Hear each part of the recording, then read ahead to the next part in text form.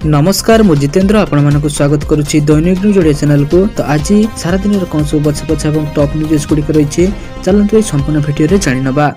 ओडिशार एही सब जिले में 4 दिन प्रबल वर्षा, विभिन्न जिला को आसिला चेतावनी। चलो देखि नवा संपूर्ण अपडेट कौन रही।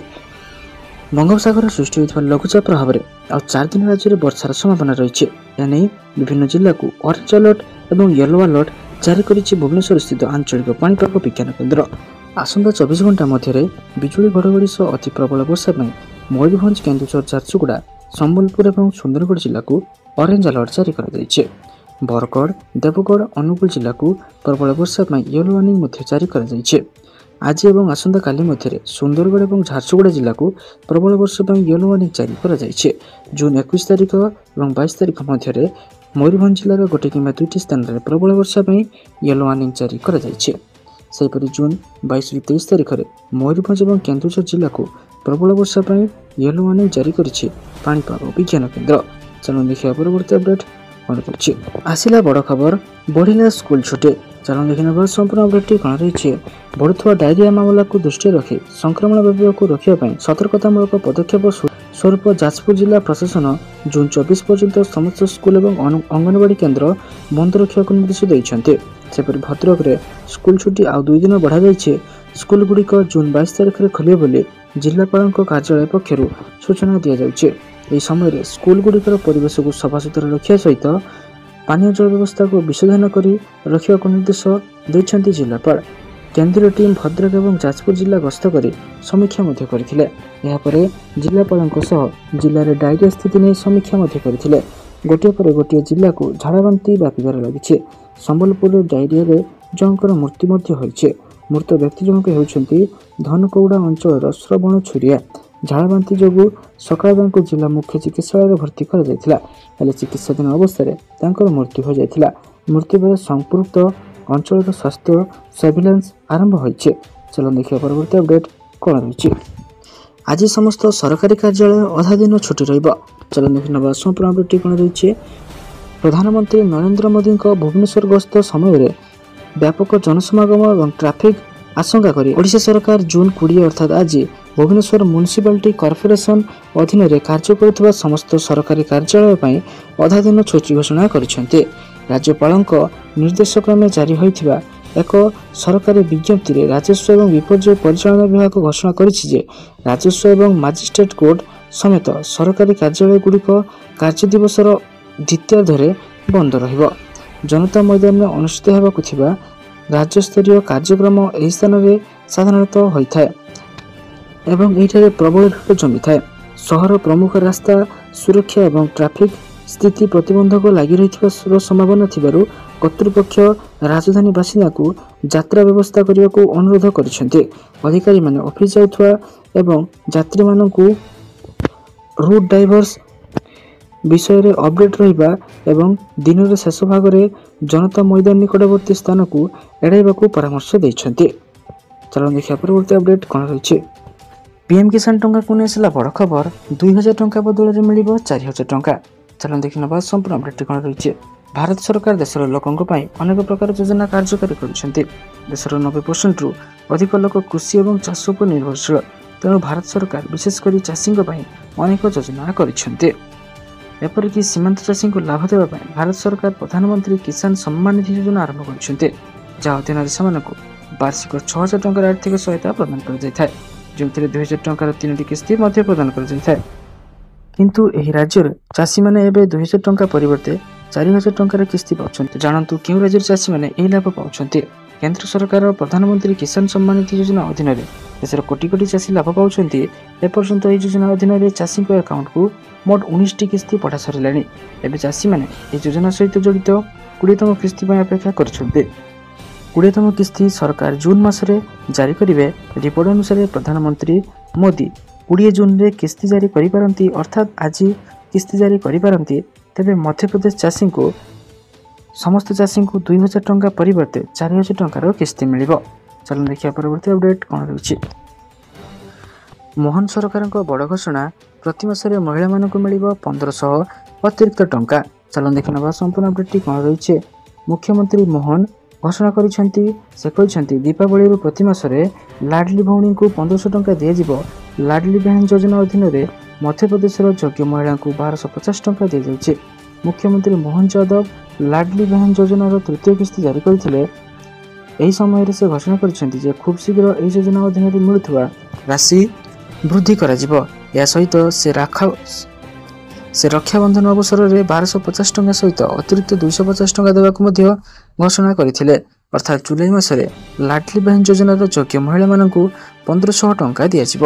ମୁଖ୍ୟମନ୍ତ୍ରୀ ମୋହନ ଯାଦବ ଜବଲପୁରରେ ମଧ୍ୟ କହିଥିଲେ ଯେ ଆମର ସରକାର 5 ବର୍ଷ ପାଇଁ ଏବଂ ଆମେ ଲାଡଲି ବहन ଯୋଜନା ଅଧୀନରେ ଦେଇଥିବା ରାଶିକୁ 3000 ଟଙ୍କାକୁ ବୃଦ୍ଧି କରିବୁ।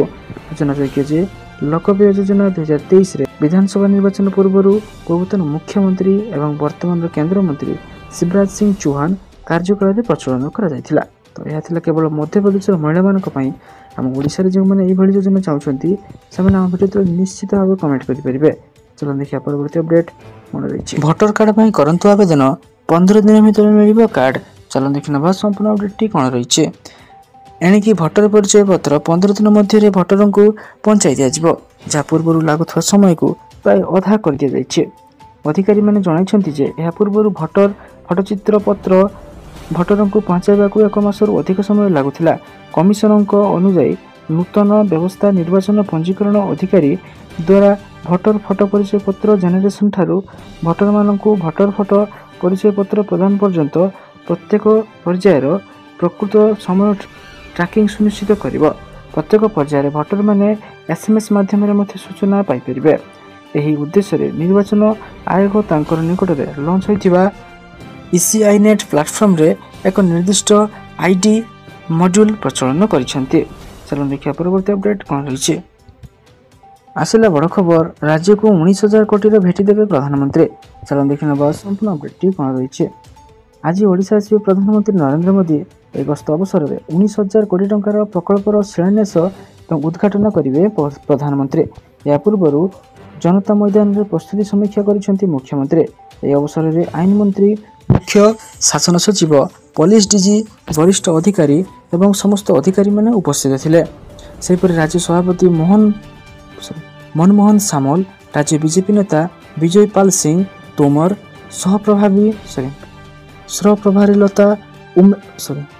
ସହପ୍ରଭାରୀ ଲତା ଉସେଣ୍ଡି ମଧ୍ୟ ଉପସ୍ଥିତ ଥିଲେ। ଆଜି ପ୍ରଧାନମନ୍ତ୍ରୀ ନରେନ୍ଦ୍ର ମୋଦି ଭୁବନେଶ୍ୱର ପହଞ୍ଚିବା ପରେ ତାଙ୍କୁ ଭବ୍ୟ ସ୍ୱାଗତ ସମ୍ବର୍ଦ୍ଧନା ଦିଆଯିବ। ଏୟାରପୋର୍ଟରୁ ତିରଙ୍ଗା ଯାତ୍ରା କରିବେ ପ୍ରଧାନମନ୍ତ୍ରୀ। ଏହାପରେ କଳିଙ୍ଗ ଷ୍ଟାଡିୟମରୁ ବିଶାଳ ରୋଡ୍ ଶୋ କରିବେ ପ୍ରଧାନମନ୍ତ୍ରୀ। ପାଖାପାଖି 2 ଲକ୍ଷ କର୍ମକର୍ତ୍ତା ପ୍ରଧାନମନ୍ତ୍ରୀଙ୍କୁ ସ୍ୱାଗତ କରିବେ।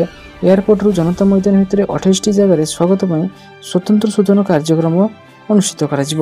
ଚାଲନ୍ତୁ ଦେଖିବା ପରବର୍ତ୍ତୀ ଅପଡେଟ୍ କ'ଣ ରହିଛି। ଫାଷ୍ଟ୍ୟାଗ୍କୁ ନେଇ ଆସିଲା ବଡ଼ ଖବର। ଚାଲନ୍ତୁ ଦେଖିନେବା ସମ୍ପୂର୍ଣ୍ଣ ଅପଡେଟ୍ଟି କ'ଣ ରହିଛି। କେନ୍ଦ୍ର ସଡ଼କ ପରିବହନ ଓ ରାଜପଥ ମନ୍ତ୍ରୀ ନୀତିନ ଗଡ଼କରୀ ଏକ ଐତିହାସିକ ଘୋଷଣା କରିଦେଇଛନ୍ତି। 15 ଅଗଷ୍ଟ 2025 ଠାରୁ ଘରୋଇ ଯାନବାହନ ପାଇଁ 3000 ମୂଲ୍ୟର ଏକ ଫାଷ୍ଟ୍ୟାଗ୍ ଆଧାରିତ ବାର୍ଷିକ ପାସ୍ ଜାରି କରାଯିବ।